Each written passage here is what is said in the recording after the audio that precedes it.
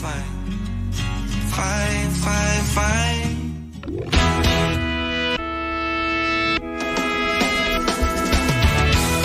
afternoon, and welcome to WATD's Powerful Women Revealed, created and hosted by Nicole Perry. You're invited to enjoy an ongoing series of personal and educational discussions with a variety of women that want to educate, inspire, and bring awareness to the community.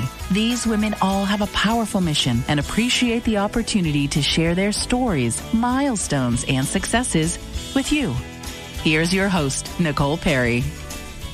Good afternoon and welcome to Powerful Women Revealed. I'm your host, Nicole Perry, and my guest today has approximately 19 years in the financial industry, and she is a life coach. She supports people with any kind of challenges or chapter changes, I think she likes to call it. And she's been here a bunch of times, and I have to say, Michelle, I pulled up the wrong information on my computer, so I don't have my original intro for you. I'm so sorry, but welcome back to the show. You are an amazing guest or co-host. Oh, thank you so much. I love being here, and please don't feel bad because it's like having a conversation with my friend, and everybody else just gets to hear what we talk about. Yeah, you're so easy to talk to, and that's what makes you such a great coach. And you're also very fun, and I think that. Correct me if I'm wrong, but you kind of felt a little like weird about that you're so fun, that people might take you the wrong way. Yes, it's funny you bring that up because I know we had that conversation. As a coach, there's a lot of different styles of coaching, right? And I do like to have fun. And I kind of incorporate that into my coaching style because, one, it's my personality. I'm not going to try to change. And two, as you mentioned, like different chapters of people's lives that I help coach them through, it can be very emotional. And I like to, we get very serious, but at the same time, too, try to have a little bit of fun and kind of laugh at ourselves as we go through all of these different transitions. So I remember thinking, what if people don't take me seriously? And then, I coached myself, and if... There you go. Like, this is me, and if we're not a match, that's cool. Yeah. And there's so many, talking about chapters, there's so many different chapters that we experience through life. We go through college. Some people get married. Some people have children. Some people become empty nesters. There are so many, or transition from jobs, from different career types and all kinds of things. So there's so many reasons to enlist in a coach like yourself. Yeah. And I started the coaching, getting my own coaching back in 2015, and it literally transformed my life. And that's when, a year or two later, I decided that was my mission to So let's summarize real quick because I totally fumbled the intro. So you have approximately 19 years in the financial, because you're a certified financial planner. Yes. Yeah. And what's more emotional than finances? You know what I mean? Money. Money. And it's, I basically was coaching people, whether it was kids going to college, like you said, death, disability, estate, all of that stuff. It's very emotional. So that's where I think I have a lot of experience in terms of, helping people transition through different aspects of life. And frankly, let's dive into money a little bit, because money follows us through all of these different chapters that we are experiencing. And I can't tell you how many times, I have been frustrated about a budget or, having to pay an unexpected bill or things like that. And I think to myself, I'm going to remember none of these details. Yeah. None of them. Right? Yeah. When it comes to paying that credit card off or paying an unexpected bill, you just hunker down, you do what you have to do, but you can't sweat it and worry about it, because that's not what my memories are going to point to from 20 years ago. They're not going to point to the bill that I was paying off. They're going to point to the baby I had They're going to point to those experiences. The emotions, I don't know, the money part of it, it just disappears. Yeah, and I think, we all have our ideas around money. First, I love talking about money, and it's a subject that a lot of people kind of shy away because there's so many kind of like, oh, if you like money, then you're greedy, or so there's a lot of money doesn't grow on trees. Money is dirty. People who are rich are mean. Let's see, you have to steal from Peter to pay Paul. Don't touch that money, honey, that's dirty. Like even from when you're a little child. Yeah, or even like you have to work hard if you want to make a lot of money. Like that's just a thought. That's not true. And I think when it comes time to money, like a lot of people live in scarcity. So like thinking that there's not going to be enough. And when you think that way and you act that way, you will never have enough. But if you can come from a place of, there's plenty to go around, then you act differently because you think differently. And then you actually are creating more of it.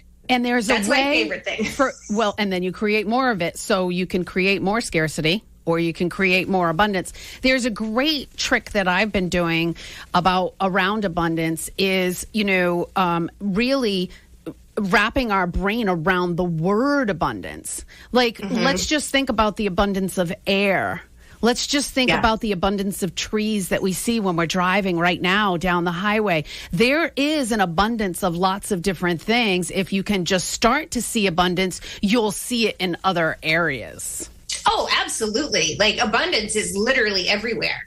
And it's just the way that people view things, view the world, view themselves, view relationships, all of that. Because if I only have $100 in my bank account, I feel like $1 million. Like you don't have, there are people that have $1 million in their bank account and they feel like they have nothing. Oh, absolutely. Isn't that crazy? And that's where it's all your thoughts and beliefs, because our beliefs are just thoughts we think over and over again. And I think how we were raised and what we were taught about money follows us through, adulthood and kind of what we pass on. Yeah. We have to be careful. We have to be careful. Well, we don't need to be fearful.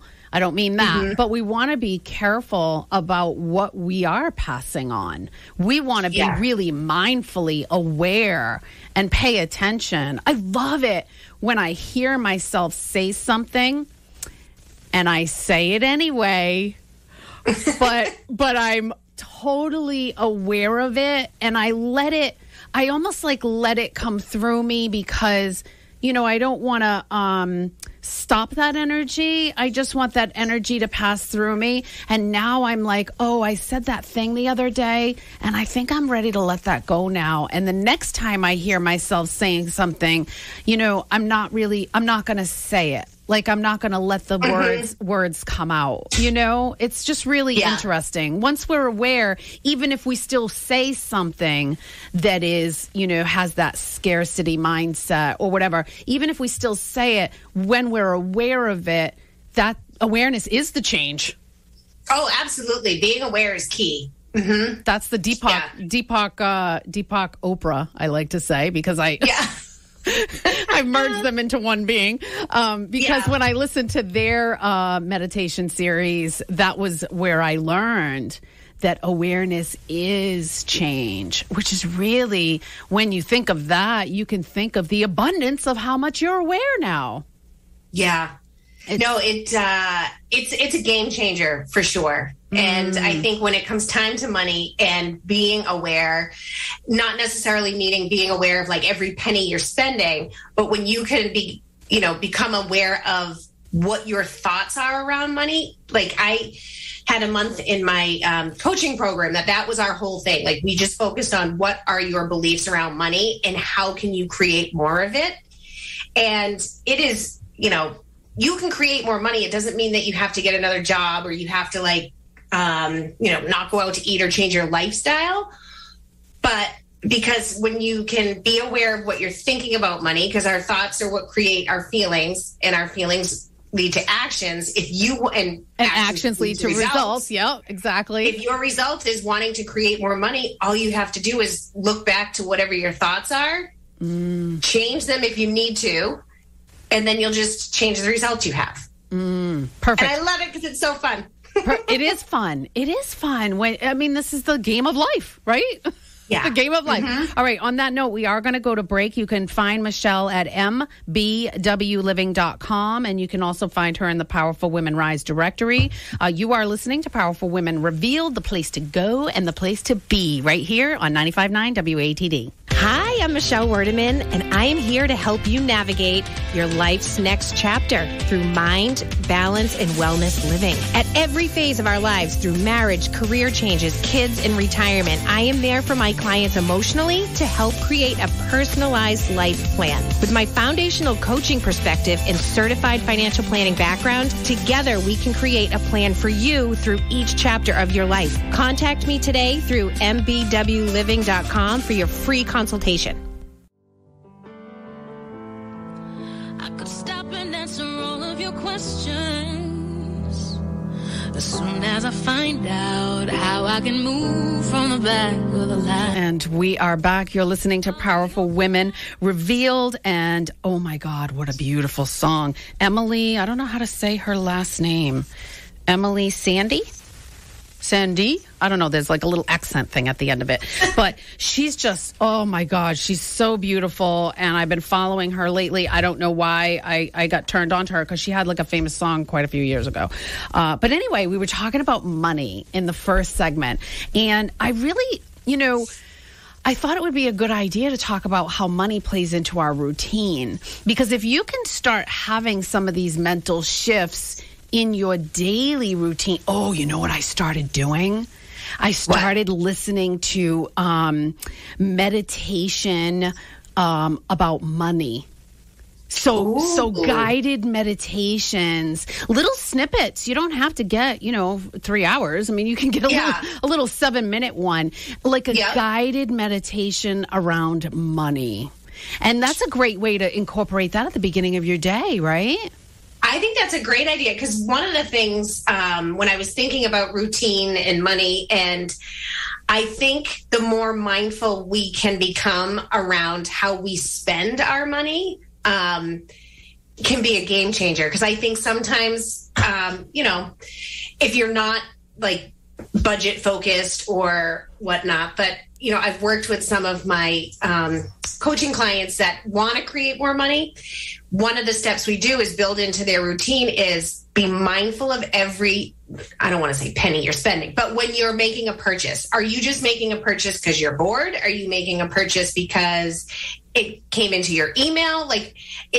It's amazing when you can actually say like, okay, why am I making this purchase? How is it going to make me feel?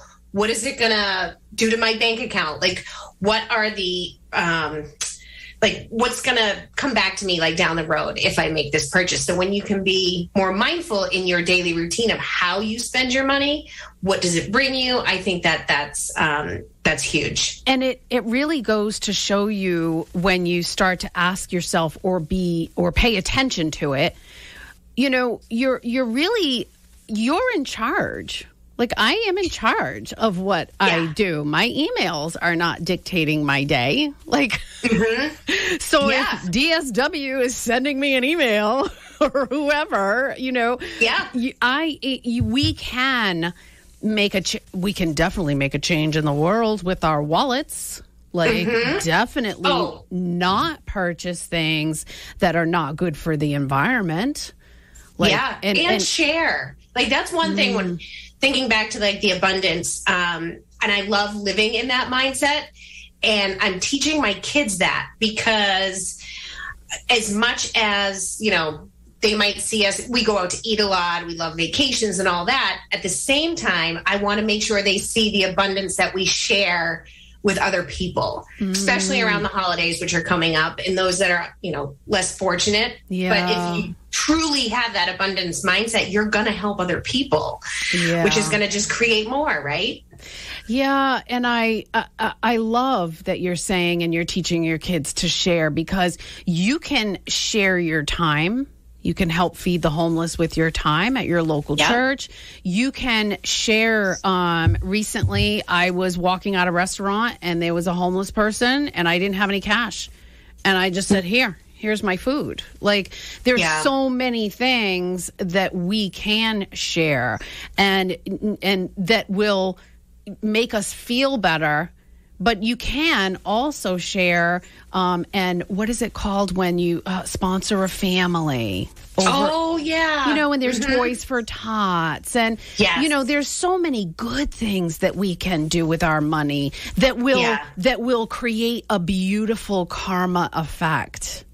Absolutely, because you think about, like, I get so giddy around Christmas when we buy presents for, like, local kids or local families. And I just think about how good that makes, like, me and my kids feel. Yeah. Never mind the people that are actually going to wake up and open up gifts that might not have. Like, it's just amazing. It is amazing. So it's part of your... how is your routine? What is in your routine that you can share, like, with the audience here? Something, not something too personal, but about... No, you know what? I love that because, and I think what started this routine was because I worked where I had my bank accounts, like in my investments. So I saw them every single day and I could look at them whenever I want.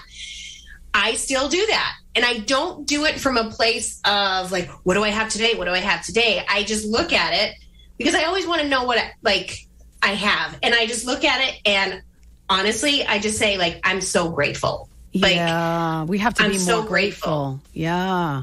So you look at your money every day. Just about, Just about. It's it's really important because there's a lot of people that have loose ends. Like, a credit that's lingering out there that they didn't, finish or, or whatever, or just lots of loose ends there, and I care about I hardly ever have cash. Right. But if I do have cash in my wallet, I like to put them all facing the same direction. I like to unfold all the little tabs. I like to fold. I like to care about the money that I do have. And that's part of being grateful. Oh, absolutely. And, I think, too, some people avoid looking at their bank accounts or their credit card statements because they are like... there's shame or there's guilt or whatever it may be. Yeah. And, I think we've talked about this before. Money's just a circumstance and it doesn't mean anything until you put a thought to it. Because like we said before, you could have somebody that has $1 million in the bank account who looks at that and they're like, holy, you know what? Yeah. I won't say it like I did on the first show. Remember that? We're live. You can't swear. I know.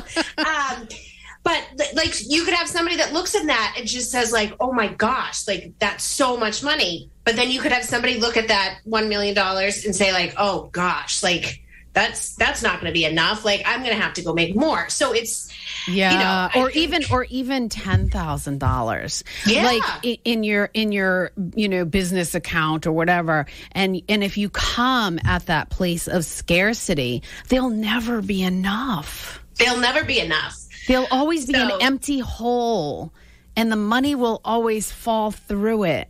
And every time you think that you're turning this around and you're filling it back up, there'll always be an empty hole, and it's sad. Like when we know better, we need to do better. That's what I learned from Oprah. And so, I mean, is that what you like to encourage your clients to when they know better? Like, let's put this into practice. Yeah, just know what's going on. Like, and especially, like, I learned this, and I saw a lot of it when I was managing, clients over at Merrill Lynch. One of the spouses usually took kind of control of the assets, knew what was going on. And a lot of times it was the men, and the woman kind of just didn't care, didn't pay attention, whatever it may be.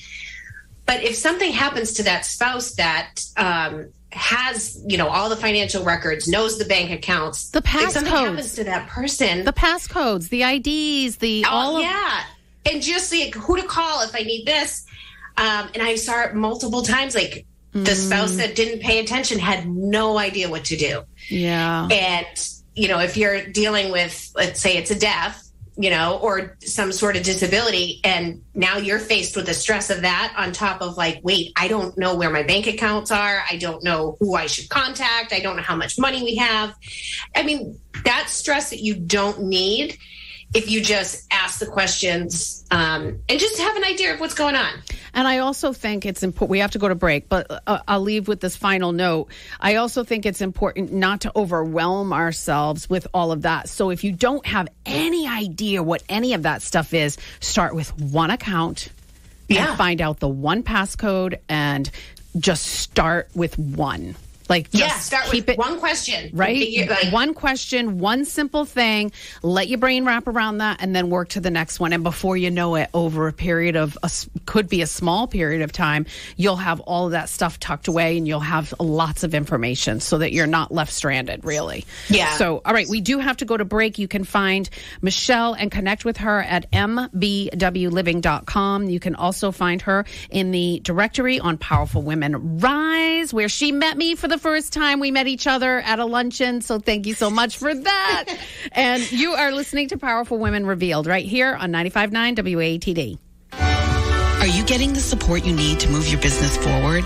The perfect group for you might just be Powerful Women Rise. We are a motivational mastermind for women who are serious about transforming their businesses and missions. At each meeting, we educate ourselves on topics relevant to the entrepreneur today. And we gain incredible support from a team of professionals with diverse experiences and wisdom. So how do you want to be supported over the next 12 months? Visit powerfulwomenrise.com to register or get started today. You know, my book is sprinkled with a few thoughts around anxiety and depression, and it's because food plays a huge part in our mental health.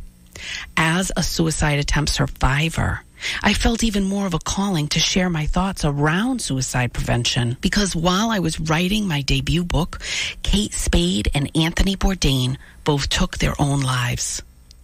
Now that we are emerging from COVID-19 and resuming our work lives as best we can, I decided to roll out a new campaign called Grow to Give to support the Plymouth County Suicide Prevention Coalition.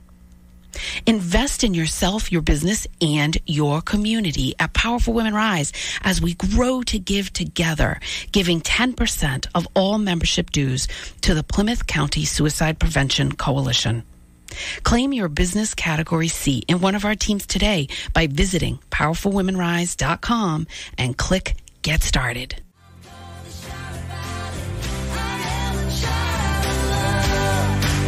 And we are back. You are listening to Powerful Women Revealed. That was Child of Love by We the Kingdom. What a beautiful song. It's got a gospelness to it. I don't even know. I guess it's Christian rock. I don't even know. I love it. I love it. Whatever it is, I don't care. My guest is Michelle Woerdeman. And, you know, I just briefly mentioned before we went to break that we met for the first time. You came. You basically, it was like a blind date. It was like a blind date. Like you came blindly to my luncheon. You never been to a PWR thing before. You showed up. And I love what you said. Everyone kept saying, oh, what team are you in? What team are you in? And you're like, I don't know. I want to join one of these teams. My own team? I don't know. I didn't know these were teams. Because I remember when I walked in, I didn't know you guys all knew each other. So you looked at me, you're like, you must be Michelle. Like, you must be the new girl. I love it. I love it. Hello. Well, we are welcoming, though. And oh, absolutely. Oh, my God. I feel like I can't even remember a day I didn't know you. I know. That's crazy. It's been fun. Yeah. So we were talking about the luncheon, and this leads us to our next segment. We're going to talk about food. Food and money. I love food, too. You know what? I love my diet. I really do. Yeah. And when you say diet, you don't mean diet in the terms that like a lot of people think of. You mean like what you eat, what you think, what you drink, all of that. I love the diet I created for myself. I love it because we all have to have some kind of a diet. If you're not on a diet, your diet is what you eat. Yeah. So it's like, it's kind of one of those catch-22s. You can't get around not saying the word.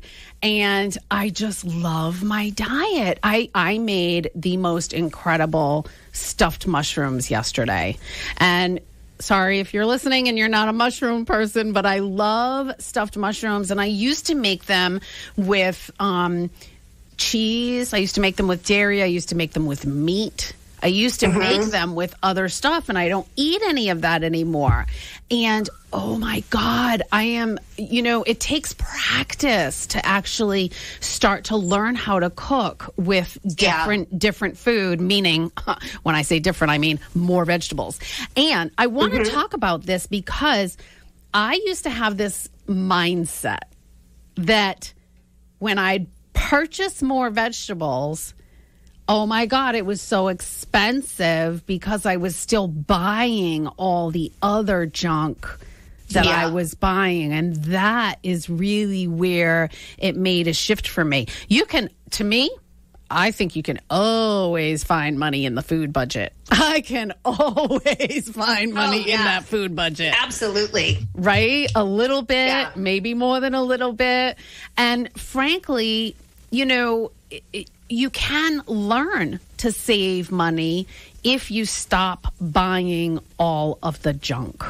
Sorry, didn't mean to cut you off. Well, so junk for me is not necessarily chicken or fish, because chicken and fish can be good for some people that want to have that in their diets. For me, the junk is like literally that frozen aisle and that canned aisle. It's boxes, it's bags, it's cans. And I to me, food is inventory. Like, that's money. Money is inventory. I don't want to keep all my money tied up in my cabinets. Yeah, no, and I think too, when we talked about routine and money, food again is another huge emotion. And when you're mindful about what you're actually buying and bringing home to, whether it's just you or you and your spouse or you and your kids or whoever, when you can be mindful of what you're buying and that, look around because you can see the same thing and it could be a difference of $1 each, just be more mindful of it because like you said, I know I've done it. Sometimes I'll just grab something. And to that point too, when I say that eating is emotional, use the example, if I go to the grocery store and I'm starving, how much more money am I spending? Because I'm like, oh, that looks good. Or I'm going to make that this week. And you just wind up, kind of buying more than you probably would if you went, if your belly was full. Yeah. And I actually just went to the store the other day and I was supposed to do the big shop. Right. And so I'm teaching my daughter how to drive, and I'm like, well, let's just go to this store because it's convenient. So we got 2 pumpkins, so that's $12. I spent $100 in the store. So there's 12, right? So that brings us to 88, and $10 was chocolate. So that brings us to 78, and another $10 was coffee. So that brings us to 68. All that $68 was vegetables and 1 or 2 things in the aisle and 2 things of bread. Yeah. It was mostly vegetables. And I can literally feed my family this week. There's 5 people in my house, but one of them really doesn't eat what we serve. Because he's 22 and in the basement. Yeah. So really, it's the 4 of us. I can feed a family of 4 on everything that I purchased. And that's awesome. That's $100. That's going out to meal. And going to a restaurant. Right. And that's for the week. Right. Yeah. And the kids have what they need. They've got their bagels. I don't even eat bagels, and I move them around all over my fridge all the time, but I don't crave them because I don't eat them, right? Body and mind crave what you feed it. So let's go back to that money conversation. Yeah. Your mind and your body crave what you feed it. If you take the bagels out of your diet, you won't crave it anymore. If you put the money consciousness in your brain will start to crave it. Oh, absolutely. And to that point, it's funny. I was thinking about that this morning as I was writing my podcast, how your body does crave what you feed it. So if you eat a lot of sugar, guess what? Like the minute you don't have sugar, that's where you get those cravings from. But your brain also craves what you feed it. If you are feeding your brain negative self-talk a lot and saying negative things to yourself, about yourself, or about other people, you're only going to create more of that. More of that. Language is huge. We need to pay attention to our language. Yeah. It's huge. And frankly, think about what you're purchasing. And this is sort of I don't know if this is a public service announcement or whatever, but I want you to think about, if you're listening, the next time you go to the store, think about all the people that don't have any food. And maybe you might buy a little bit less of it. The last time I went to the grocery store, I was leaving the store and there was a woman with 2 babies. And she said, "I'm sorry, ma'am, please, with the praying hands, please." And I said, I don't have any cash, but I reached in my bag and I handed her a loaf of bread. That's so awesome. It's, really, I wanted that sourdough. Oh, I was tasting it in the store. Like I was salivating over it, but it was so easy to let it go and give it to her. Those 2 little 1 and 3-year-olds that needed food more than me. Mm-hmm. Hello, I know. And myself included, it's easy to take for granted all of the stuff that we have access to purchase. When there's so many other people out there that don't. Yeah. Local people. And I don't mean just other countries, like local people in our communities that, they can't just, I do a lot of online shopping for my groceries. Like they can't just click and click and click. Yeah. So, yeah. It's a great way to be mindful of it. All right. We have one more segment together. You can reach Michelle and connect with her at mbwliving.com. You are listening to Powerful Women Revealed, the place to go and the place to be, right here on 95.9 WATD. A grapefruit diet is not realistic. A love diet is personal. For over 2.5 years, Nicole Perry has been writing her debut book, I Am on a Love Diet, and it's officially available on Amazon right now. Nicole's debut book, I Am on a Love Diet, is Nicole's story of how she focused on feeding herself love for 365 days and shares her very candid, raw, and personal thoughts about the dieting industry. Nicole's book is nonfiction, but reads like a beach novel. Get your copy today by visiting ilovemydiet.com.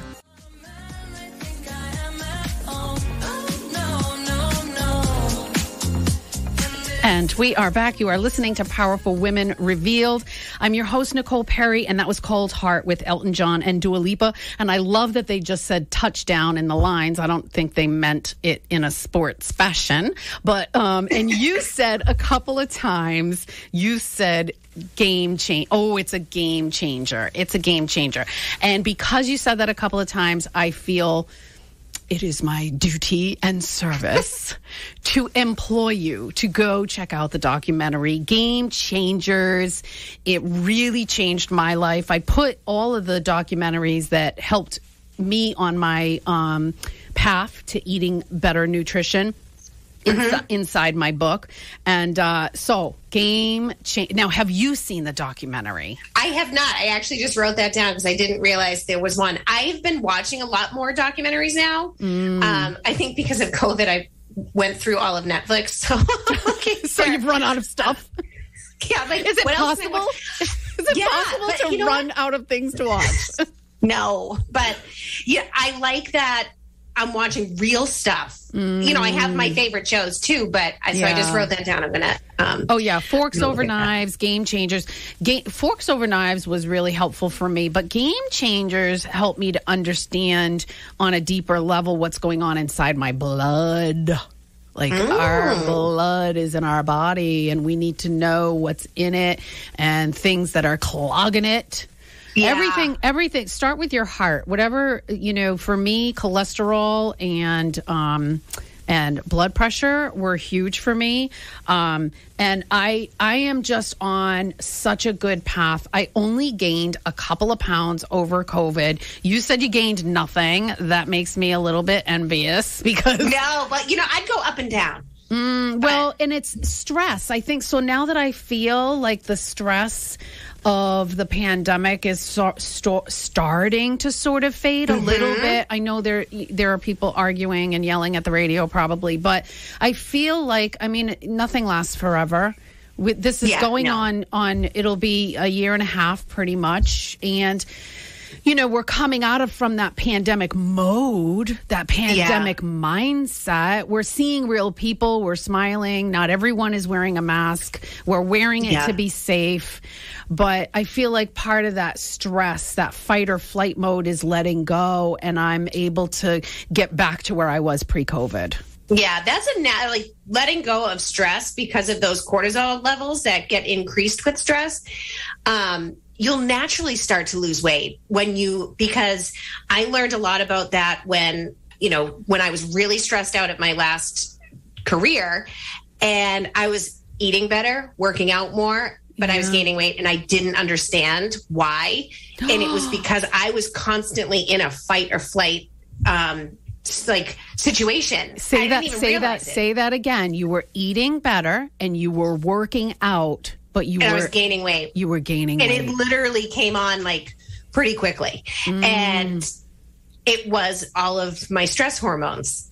And people don't realize you hear stress is bad for your body and all of this, but I mean, it's bad for your mind. It's bad for your nervous system, your immune system, all of that. So when you can learn how to de-stress, and I think everybody has their own way of how they de-stress, you'll naturally start to see if you do have, a little bit of a weight problem, you'll start to see that fall off.